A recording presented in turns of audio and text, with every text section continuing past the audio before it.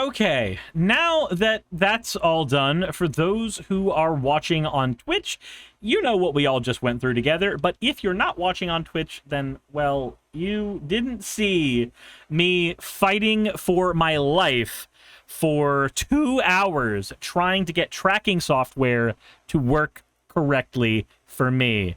And holy crap, I am very happy that I am not having to deal with that anymore. Holy shit. All that work just to nope out of it in 5 minutes, that sounds exhausting. That is the job.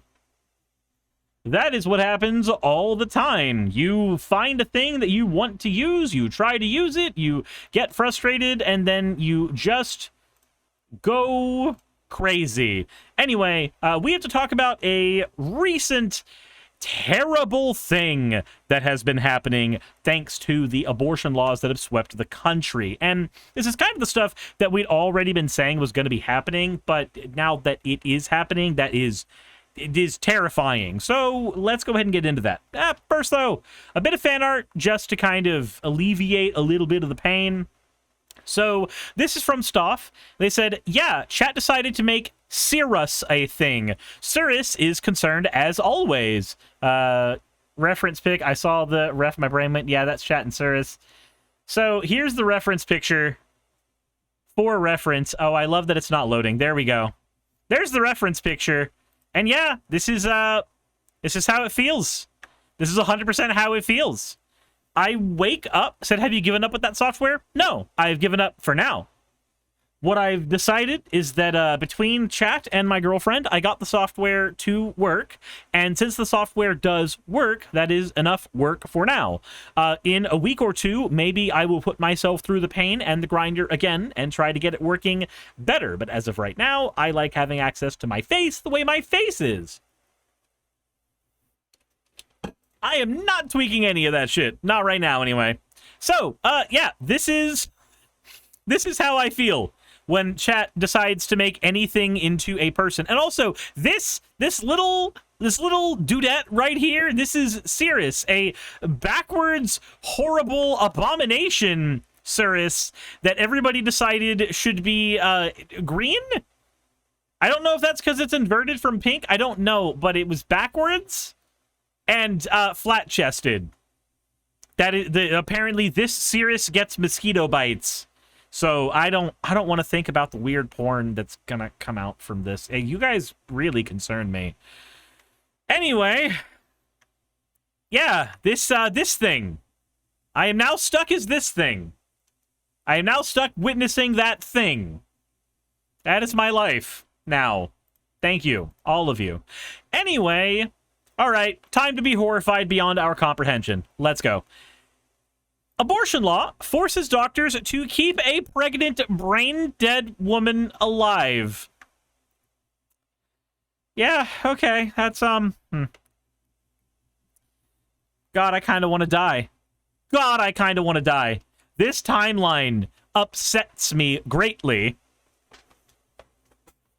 A pregnant woman has been kept on forced life support for over 3 months in order to deliver her child due to the abortion laws in her home state of Georgia. So, the Georgia's Living Infants Fairness and Equality Act, also known as the Heartbeat Bill, was passed in 2019 on party lines and signed by Governor Brian Kemp, in most instances banning abortions after 6 weeks. It officially went into effect in July 2022 when the U.S. Supreme Court overturned Roe v. Wade, which led to similar laws passed in other states nationwide amid a backlash of pro-abortion advocates. Adriana Smith, 30, a mother and registered nurse from Atlanta, was almost 9 weeks pregnant in early February when it was discovered that she had blood clots in the brain. Around that time, Smith reportedly began experiencing intense headaches. After attempting to seek treatment at a local hospital, she was soon released and provided medication. According to her mother, April Newark, Smith sought treatment at Northside Hospital, but was released after being given medication.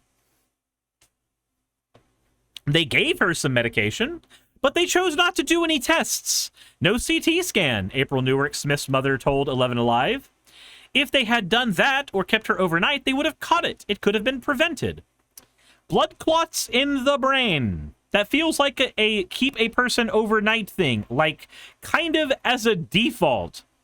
You would think that. But no. But no. Smith was declared brain dead by our broken-ass, dumbass, stupid-ass medical system.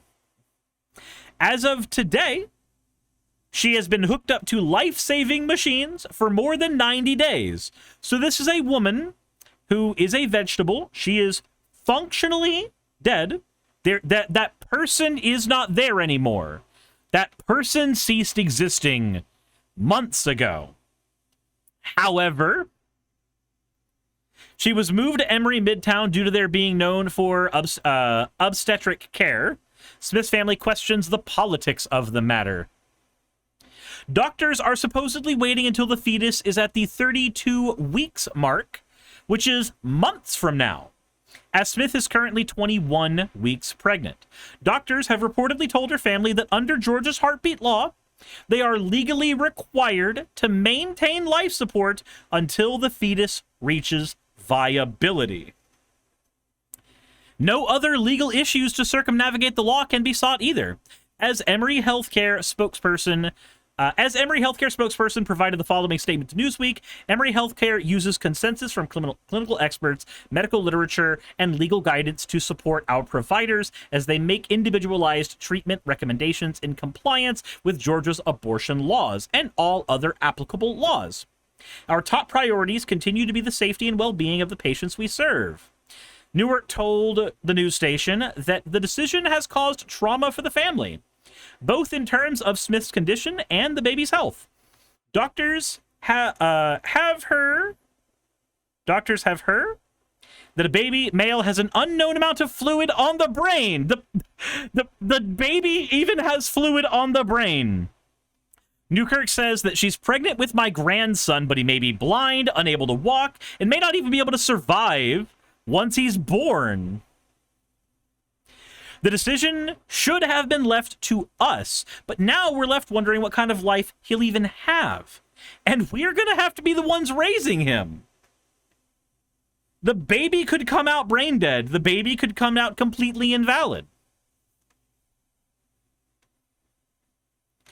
Monica Simpson, executive director of Sister Song, a lead plaintiff in the case challenging Georgia's 6 weeks abortion ban, said Adriana deserved to be trusted by her healthcare professionals. Her family deserved to have the right to have decision-making power about her medical decisions. Instead, they have had to endure 90 days of re-traumatization, expensive medical costs, and the cruelty of being unable to resolve and move towards healing. So I'm going to go ahead and say this right now.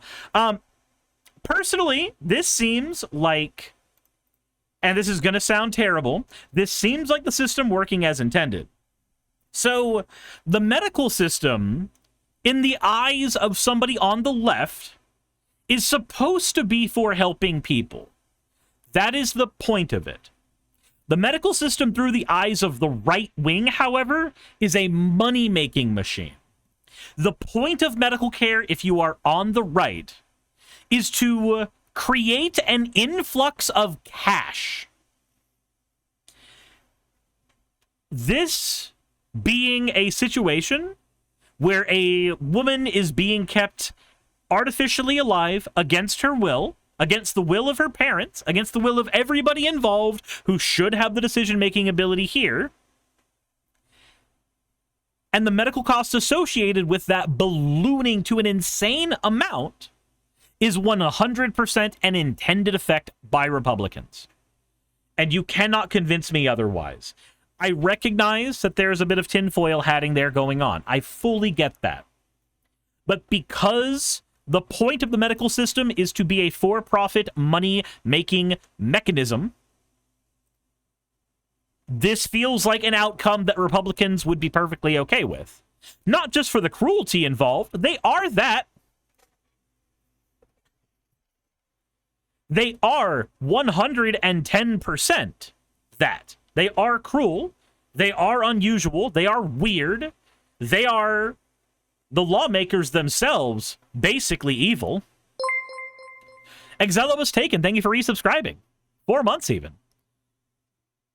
However, what they are, the thing that makes them that at the end of the day, most of the time, is the almighty dollar. This is why you tend to have more anti-capitalists on the left. Zizzy and Cultist says, what about never attribute malice? So, here's the thing about evil as a concept. Evil is not a descriptor of a person. No person is evil. And on the flip side of that, no person is good. We use the words good and evil as measurement devices for actions. If an action leads to undue suffering, it is an evil action. And if a party, a political zeitgeist, has been built entirely on the back of a policy decision that invariably leads to mass human suffering, then I am willing to call that party evil, because that party, as an apparatus, has hung its hat on a completely evil thing. I am not calling any individual person. I am calling a body or an apparatus that.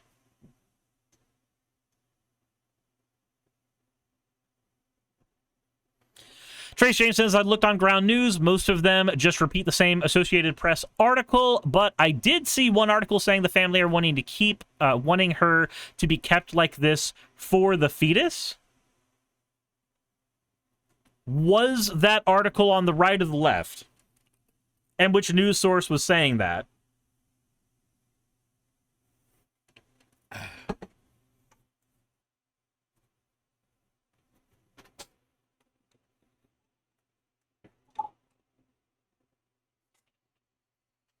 Said sounds conflicting. Could be.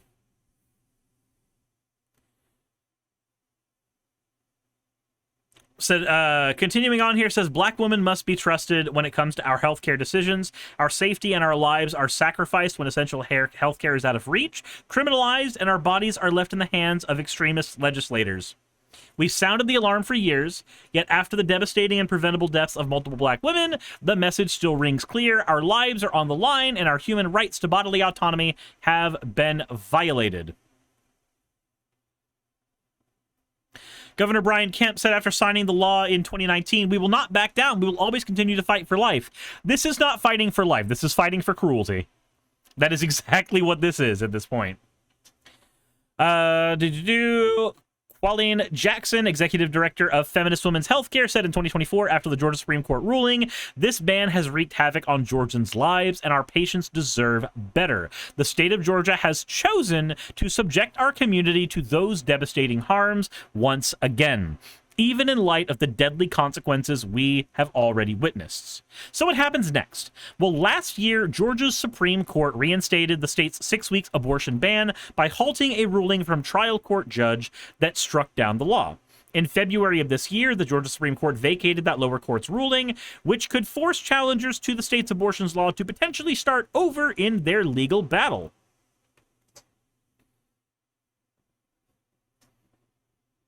Jesus. Senate says, so glad my state managed to vote for an amendment protecting abortion. But it's a thing that should have never been up to states' rights in the first place, right? Like, states' rights is a smokescreen. It's always been a smokescreen. 112% it has always been a smokescreen. Because anytime somebody evokes states' rights, the correct response is states' rights to what?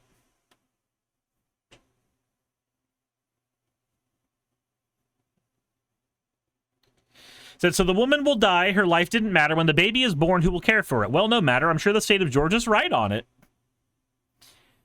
The hospital should have did a scan. Aneurysms are dangerous. She could have been saved. Said right here, there are plenty more. GOP males do not see women as fully human within the with the right to autonomy. We already know this is based on who. We already know this based on who they voted for, and the past of that quote person. Scarlet Necromancer says, I blame the Dems for not actually protecting Roe v. Wade. Oh, 110%. They should have actually codified abortion rights ages ago. I would not be the one to pull the plug on a viable fetus, even if others claim it might not survive. That choice is up to God. Then pull the plug, and if God wants to intervene, he can. That's how you handle that there, buddy.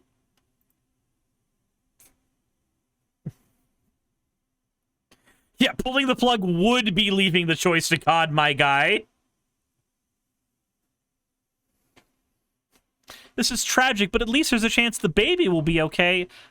If that baby is currently basically being kept alive in a corpse, that cannot be good for the baby.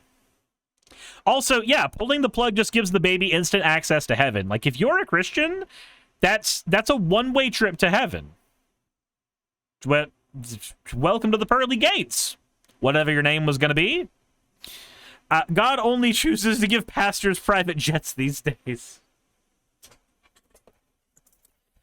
Said, no, Repubs are pushing an ID for any and all adult sites. Yep. So, you know what's funny? So I can't get my account. I'll talk about that here in a bit. I'll handle that here in a minute. What is crazy to me about all this is this seems to be the end result of a lot of Republican bills, right? You wake up in the morning and you look at your news on your phone and you see that a bill has been passed by the Republicans or has been approved by the largely Republican Supreme Court, and you wonder, how will this affect my day-to-day? And you go through your day-to-day every day, and it feels like nothing's really affecting you. And then you hear about something like this, and you realize, oh, it hasn't affected me yet. I haven't been put in a situation where it can affect me yet. But there are real people suffering from the real consequences of these bills every single day. And more often, this seems to be what is happening. So, with Roe v. Wade basically dismantled, how do we get access to abortion back for the entire country? Well, it's not going to be an easy thing. It just isn't. But it can be done. For you see, there is this cool thing we get to do as Americans, and it's not just vote. Just voting is the lazy way out. It's something you should have already been doing in the first place. In fact, if you like having your human rights, you owe it to yourself to go fucking vote for them, so that your voice at least got heard. No. Voting is, I wouldn't even say half the battle. I'd say like 5% of the battle. We need, from the ground up, to be usurping not only the Democratic leadership that obviously failed us, that led us to this position in the first place, but we need to be doing everything in our power to oust the Republicans that are in their seats. And make no mistake, the Democrats are obsessed with holding power as well. And I'm not going to go and say, oh, they're just as worse as the Republicans. That would be stupid, because civil rights are more protected under Democrats than they are under Republicans. However, it should be worth noting that David Hogg, who had gotten a position within the DNC as a chair, lost his seat recently. And he lost his seat not because of democracy within the party making him lose his seat, but it was forcefully taken from him because he's also part of another organization with the prime directive of getting rid of old, enfranchised, and quite frankly, failures to their constituent Democrats, and replacing them with younger, more active voices. And apparently, that was enough for the DNC to run an entire gamut to take him out of his position because of a failure of procedure. Now, why do I bring this up at the end of this? It's to showcase what happens when only a handful of us have taken power from the Democrats. We need to be taking more power from them. More younger voices, more people who are not enfranchised old money Democrats, who are let's face it, who spent their time not codifying things like Roe v. Wade, those Democrats are afraid of losing their power. So I suggest using 5 calls. I suggest letting those Democrats know the ways in which they failed you and the ways in which you are going to be primarying them. And I suggest using run for something so that you can actually make good on your promise, either putting somebody up to run against them or you running yourself. And if you happen to be in a Republican district, then you should have already been trying to kick that person out of their seat anyway. Let's be honest. Seta says, according to Run for Something, there's a lot of people under 40 signing up to try to run for something. Good. Very, very good. This is a terrible thing, but we cannot do something about it in the immediate because of the mountains and mountains of bureaucratic red tape in front of us. So we need to infiltrate the organizations that have put up that red tape in the first place and change those policies. And we do that by putting some of our own in power. And then once we have some of our own in power, we let those people know that they need to be doing right by us. It's a slow burn, but it is a thing we need to be doing. We also can talk about dismantling the entire system from the ground up, but I think you should be doing everything at the same time. So, yeah, corruption in politics is a big thing. Let's try to get rid of who we need to in order to get those seats filled with who we can. Primary your Democrats. And when I say get rid of them, I am meaning get them out of their seats. We have systems in place for doing that. Do it to the Democrats who have failed you. Do it to the Republicans who are failures. And with all that said, remind them that you vote in the primaries too. Always remind them you vote in the primaries. Always remind them you vote in the primaries. That said, I think it goes without saying, we definitely need to be bringing politics and compassion together. So let's start working on a world where we do that. Get money out of it and get compassion in instead. Hey, thanks for making it to the end of the video. I really could not do any of this without all of you. Those of you watching, and especially those of you who support me on Patreon. I wanted to go ahead and take a minute to thank all of you who do that, because with YouTube being what it is these days, I really cannot do this full-time without the support from each and every one of you. Those people would be Red Joker, Purple Poundini, Jemshin, Britzkrieg, Jupe the Malignant, Michael, Ravalern, Mabbity Babbity, Astral Frontier, Tales of Atonement, Nixie Chan, Kiri Artemis, Victorian Alchemist, I'm not saying the last part of that, and you know that, Leela Ururaka, Arcton Arclacier, Kiratorian, Dren Hadamata, Jordan M, John L, Lord Bleck, Smiling Game Master, and Fireshard. Thank you so very much. But since you're here, why not go ahead and try watching another one? There should be one that's on the screen right now. And if you are a patron of mine, I wanted to go ahead and thank you again for all of your support. There is still a video you could press though, if you'd like. I would appreciate it just a little bit.